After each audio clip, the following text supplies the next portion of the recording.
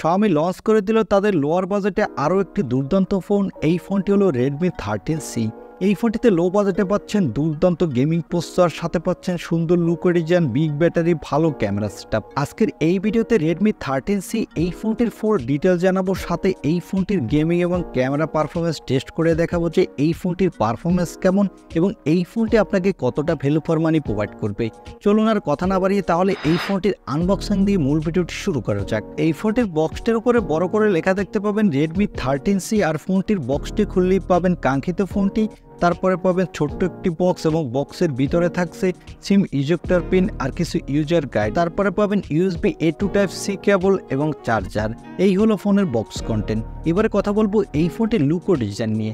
এই ফোনটির back প্যানেলটি flat এবং এই ফোনটির ব্যাক প্যানেলটি প্লাস্টিকের, তবে এখানে দেওয়া হচ্ছে গ্লোসি ফিনিশ, যার ফলে ফোনটির ব্যাক প্যানেলটি দেখতে খুবই ভালো লাগবে এবং দূর থেকে দেখলে মনে হবে গ্লাস ব্যাক। আর এই ফোনটির ব্যাক প্যানেলে পাচ্ছেন ট্রিপল ক্যামেরা সেটআপ এবং এই ফোনটির বডি ফ্রেমটি বক্সের শেপের, এর বডি ফ্রেমটি প্লাস্টিকের এবং এই ফোনটির নিচের দিকে পাবেন স্পিকার, সাথে পাবেন USB Type C পোর্ট আর পাবেন মাইক্রোফোন। আর এই ফোনটির ডান দিকে পাবেন পাওয়ার বাটন এবং ভলিউম লকার এবং উপরের দিকে পাবেন 3.5 মিলিমিটার হেডফোন জ্যাক, আর বাম সাইডের উপরের দিকে পাবেন সিম কার্ড ট্রে এবং এই ফোনটির ফ্রন্টে থাকছে একটি ইউএসপি সেলফি ক্যামেরা আর এর ডিসপ্লেটি ফ্ল্যাট। ওভারঅল এই ফোনটির লুক ও ডিজাইন আমার কাছে লোয়ার বাজেটের ফোন হিসেবে ভালো লাগছে, তবে এখানে যদি পাঁচল কাটিং ডিসপ্লে দিত তাহলে এই ফোনটির লুক ও ডিজাইন এক কথায় দুর্দান্ত হতো এবং ফোনটি দেখতে আরও অনেকটা ভালো লাগতো। এবারে কথা বলবো এই ফোনটির ডিসপ্লে কোয়ালিটি নিয়ে।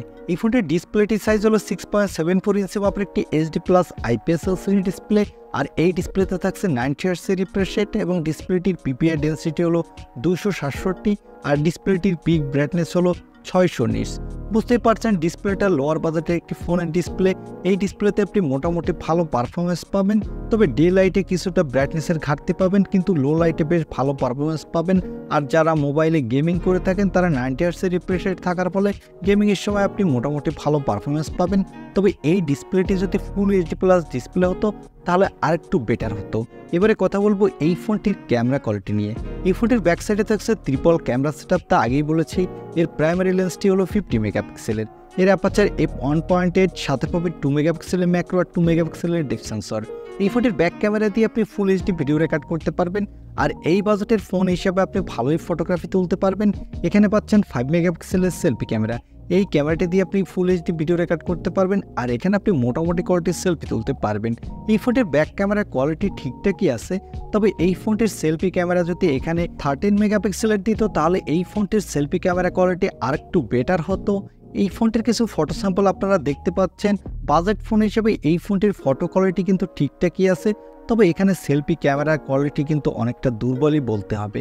এবারে কথা বলবো এই ফোনটির পারফরমেন্স নিয়ে। এই ফোনটির পারফরমেন্সের জন্য দেওয়া হয়েছে মিডিয়াটেকের Helio G99 প্রসেসর। এই প্রসেসরটি 6 ন্যানোমিটার আর্কিটেক্টে বিল্ড এবং এই প্রসেসরটি কিন্তু মিড বাজেটের একটি শক্তিশালী গেমিং প্রসেসর। এর up to clock speed 2.2 GHz। এখানে আপনি ভালো মাল্টিটাস্কিং করতে পারবেন, সাথে PUBG, free fire, call of duty, Asphalt 9-এর মতো বড় বড় গেমগুলো কিন্তু আপনি ভালো স্মুথলি খেলতে পারবেন বাজেট ফোন হিসেবে। আর এই ফোনটিতে আউট অফ দ্য বক্স পাবেন Android 12, এর ব্যাকএন্ডে পাবেন MIUI 14। এখানে সিকিউরিটির জন্য থাকছে সাইড মাউন্টেড ফিঙ্গারপ্রিন্ট সেন্সর এবং ব্যাটারির জন্য থাকছে 5000 mAh এর একটি ব্যাটারি, সাথে দেওয়া হয়েছে 10 ওয়াটের একটি ফাস্ট চার্জার। এই চার্জারের বিষয়টা আমার কাছে একবারেই ভালো লাগেনি, কারণ এখানে যদি মিনিমাম 18 ওয়াটের একটি ফাস্ট চার্জার দিত তাহলে একটু বেটার হতো। এই 10 ওয়াটের চার্জারটি দিয়ে এই ফোনটি ফুল চার্জ করতে মিনিমাম আপনার 2.5 ঘন্টার উপরে সময় লাগবে। আর এই ফোনটি মার্কেটে আপনি 2টি কালার ভেরিয়েন্টে পাবেন এবং এই ফোনটিতে থাকছে extra dedicated microSD card slot, যার ফলে চাইলে আপনার ইচ্ছামতো স্টোরেজ বাড়াতে পারবেন। আর এই ফোনটি 2টি RAM ভেরিয়েন্টে মার্কেটে পাওয়া যাবে, 4128GB আর 256GB। এবং এই ফোনটিতে দেওয়া হয়েছে LPDDR4X RAM, সাথে দেওয়া হয়েছে UFS 2.2 স্টোরেজ, যার ফলে লোয়ার বাজেটের ফোন হলো এই ফোনটির র্যাম এবং রোম স্পিড কিন্তু ভালোই ফাস্ট হতে যাচ্ছে। এখানে আপনি 2 ইয়ারের OS আপডেট পাবেন আর 3 ইয়ারের সিকিউরিটি আপডেট পাবেন। এবার কথা বলবো এই ফোনটির প্রাইস নিয়ে। এই ফোনটি বাংলাদেশে আর কিছুদিন পরে অফিশিয়াল লঞ্চ হবে এবং এই ফোনটি গ্লোবাল মার্কেটে অলরেডি লঞ্চ হয়ে গেছে।